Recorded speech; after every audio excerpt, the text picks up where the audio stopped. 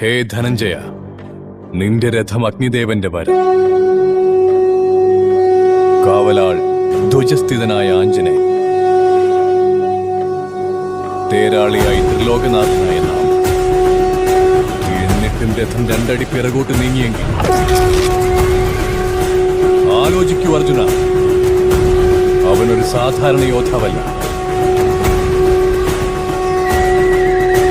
അവന്റെ നാമം വിസ്മരിക്കപ്പെടാത്ത ചരിത്രമാകും.